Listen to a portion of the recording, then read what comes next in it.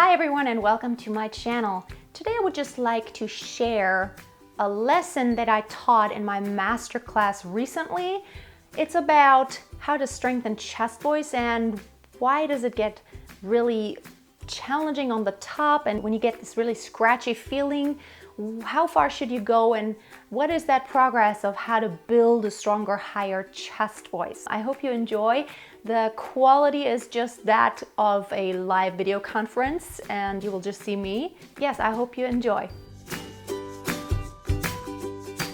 Alrighty, I would like to dive into the topic of how to practice singing chest voice and getting your range so you can sing higher in a healthy way so you don't hurt yourself. So again, I have to kind of start in the beginning and back up just a little bit. Basically, you talk in chest voice most of the time, but you don't talk with high intensity. You usually talk in a very relaxed way, but it is usually chest voice. So la la la la la la la la la. And then when you get a little louder, it's like la la la la la la la la la la la. So it's still all chest voice. And Janet commented to Betty Jo that often it helps to think of a speaking kind of tone and speaking kind of feeling when you approach some songs. And I find that it really is helpful because a lot of times when we get on the singing mode, we automatically do what those habits are. And we can't really get away from that feeling of singing versus just intuitively using the voice like we actually use it when we have to belt out high and strong, which we do sometimes in daily life. You know, if you like, I don't know, if there was a bus coming and you saw a kid running, it's like, stop it, you gotta, stop. You would use your voice so differently. You would have intuitively, you would gasp a deep breath, you would expand, you would support, like you would tighten up your entire body because everything counts, and you would have tighter vocal cord closure intuitively because you don't think about it. So I think it's always a great idea whenever you have a song that is very challenging, that goes higher. I do this all the time. I try to get away from the stress and from like get out of my mind. And I try to just feel intuitively, what would I do with a pitch like that if it just came up like, you know, it's like, no! What if I just had to quickly yell out like one word, like anything that mimics what is happening in the song, but that makes it simple, that just isolates that one pitch. It's like, is it the pitch that's the problem? Is it the approach, like getting to the pitch? Is the pitch before this pitch actually the problem? Is the problem that I'm not breathing deep enough? Is the problem that I'm too breathy? This is really important right here. Whenever you're singing higher and you want an intense sound, you cannot achieve this in a healthy way by having not tight vocal cord closure and pushing lots of air. And that's what happens a lot of times. And that's when you start feeling scratchy and raspy, is when the vocal cord closure isn't tight enough. There's not enough compression. So you have to think of it like this. You all have done this, where you have like the piece of grass. You put it between your fingers and you can blow on it. Everyone knows what I mean. You can blow on it and then it makes this squeaky noise. It's very loud. And this is created by this piece of grass vibrating. You're pushing air through and it's vibrating. It only works, however, when there's a high pressure of airstream hitting the, I don't know, is it like a piece of grass? You call it a piece of grass? I don't know what you call it. But when there's high pressure, so that then it can vibrate in that frequency. Also, it only works when that piece of grass has like tension. When it's like really loose and you don't actually put it between your fingers, it can't vibrate at a high frequency, right? It's like a rubber band. The more you tighten it, the higher the pitch becomes if you pluck it, or like a guitar string. And so when you sing, the high pitches only can really be created when those vocal cords are nice and tight. What happens a lot of times, though, is when we haven't trained those muscles around the vocal cords to tighten enough and to keep it in the register, we compensate by pushing more air out, trying to, in an attempt to be louder and more intense. But that creates a lot of strain because basically you're just creating friction. It's like you're just rubbing against the vocal cords with masses of air, and that's not helping. So the reality is that the higher you sing, the less air you need, because the vocal cords goes tighter and tighter, and there's a smaller opening. The higher you sing, the smaller that opening that the air passes through becomes. And it's just important to visualize this as you're singing higher. So what I think of when I'm singing higher is often implosion and sucking in air instead of pushing out and exploding. So that then it's not the volume. There's like, it sounds like it's really loud, but in reality, it's not loudness that you want to achieve. It's a focused sound that has no other sound but that frequency of the pitch with no hissing, airy, breathy sound. Then you can achieve the loudest, like, yeah, it's perceived as loud, but it's just full of overtones and ping because it's pure. There's no distractive noises that are added to it. So let me try to demonstrate a few things here, and I will not do it how you shouldn't do it, because I did this years ago in my studio here, and I noticed that it was not good for my voice when I just continued to show what you shouldn't do. If I do this every day for hours, then it's bad for me. So, ma, ma, ma, ma, ma, ma, ma, ma.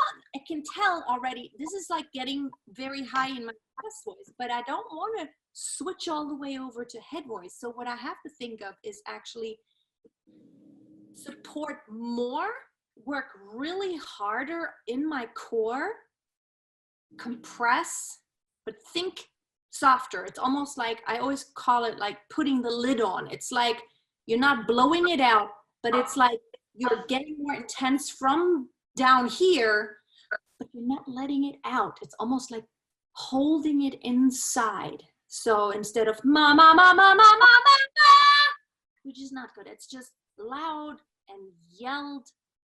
What I want to do is ma, ma, ma, ma, ma, ma, ma, ma. I want to try to see how much more can I compress the sound without breaking into another register. How much more can I compress it and intensify without getting extremely loud?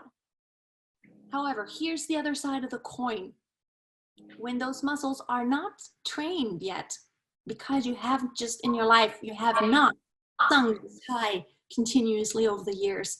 And it's a new thing that you're trying to sing this high in this register without breaking into head voice. The easiest way, of course, is just to go ahead and sing head voice.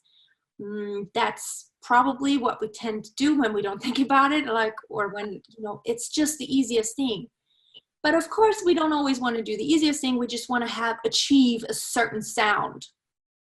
And in order for you to be able to strengthen those muscles that actually allow you to not be extremely loud, but to take it back a notch and put that lid on and implode instead of exploding, in order to train those muscles, you do have to go louder at first.